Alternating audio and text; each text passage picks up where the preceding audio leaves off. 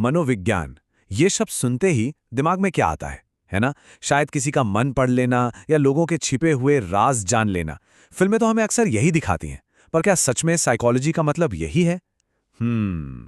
चलिए, आज इसी को थोड़ा कुरेदते हैं, पॉप कल्चर से थोड़ा आगे बढ़ते हैं और समझते हैं कि ये साइंस आखिर है क्या।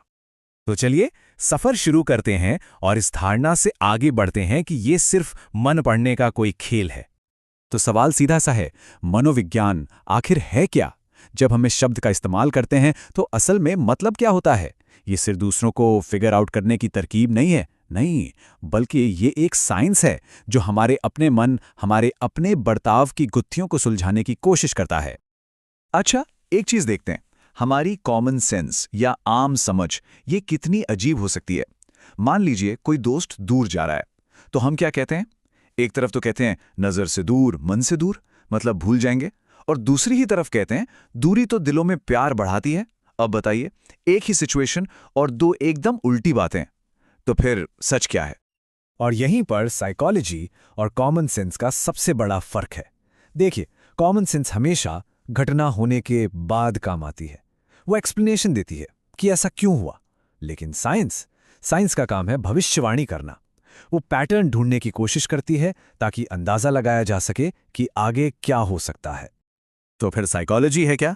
चलिए अब इसकी साइंस वाली डेफिनेशन पर आते हैं। तो किताबों में इसकी परिभाषा कुछ ऐसी है कि साइकोलॉजी एक साइंस है जो मेंटल प्रोसेसेस, एक्सपीरियंसेस और बिहेवियर को अलग अलग कॉन्टेक्स्ट में पढ़ती है। अब ये सुनने में थोड़ा भारी लग सकता है, लेकिन असल में इसके 3 मेन पिलर हैं: मेंटल प्रोसेसेस, एक्सपीरियंसेस और बिहेवियर। चलिए एक एक करके इन तीनों को समझते हैं। तो पहला पिलर है मेंटल प्रोसेसेस। सीधी भाषा में हमारे दिमाग के अंदर जो कुछ भी चल रहा है, सोचना, कुछ याद करना, सपने देखना, किसी प्रॉब्लम को सॉल्व करना, ये सब वो चीजें हैं जिन्हें हम देख नहीं सकते, राइट? ये सब अंदर ही अंदर होता है, पर हमारे हर एक्शन के पीछे यही तो है। दूसरा पिलर है एक्सपीरियंसेस।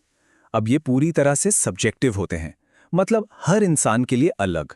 दर्द की फीलिंग, खुशी का एहसास या किसी बात का दुख, ये हमारे बिल्कुल निजी अनुभव हैं।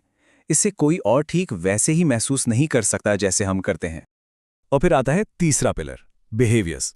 ये वो सब कुछ है जो हम करते हैं और जिसे दूसरे देख सकते हैं, मेंटल प्रोसेसेस के उलट, जैसे चलना, बात करना, हंसना या गुस्सा करना, यहां तक कि पलक झपकाना भी। ये बाहरी दुनिया में हमारे मन का एक्सप्रेशन है। अब साइकोलॉजी के बारे में एक और बहुत ही इंटरेस्टिंग बात है। इसकी एक दोहरी पहचान है। ये एक ही समय पर 2 अलग-अलग तरह का साइंस है। एक तरफ तो ये एक नेचुरल साइंस है, मतलब ये हमारे दिमाग, हार्मोन्स, हमारे जीन्स, इन सब बायोलॉजिकल चीजों को देखती है। ये कॉज एंड इफेक्ट ढूंढती है, जैसे फिजिक्स या केमिस्ट्री में होता है। लेकिन दूसरी तरफ ये एक सोशल साइंस भी है। ये मानती है कि हम अकेले नहीं हैं। हमारा समाज, हमारा कल्चर, हमारे रिश्ते, ये सब मिलकर हमारे व्यवहार को एक शक्ल देते हैं। इस बात को समझने के लिए रंजीता और शबनम की कहानी एक बहुत अच्छा उदाहरण है। एक मुश्किल हालात में पूरा गांव एक साथ आ गया, एक दूसरे की मदद की। इससे 2 परिवार बहुत करीब आ गए। ये दिखाता है कि साइकोलॉजी सिर्फ एक इंसान के दिमाग में क्या चल रहा है ये नहीं देखती, वो ये भी देखती है कि एक मुश्किल घड़ी में पूरा समाज कैसे रिएक्ट करता है।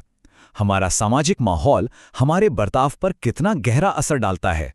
तो ये साइंस यहां तक पहुंचा कैसे? चलिए हिस्ट्री में एक क्विक टूर करते हैं और देखते हैं कि दिमाग को समझने का हमारा तरीका वक्त के साथ कैसे बदला है।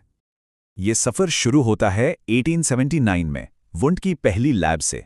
तब फोकस था मन के स्ट्रक्चर को समझने पर।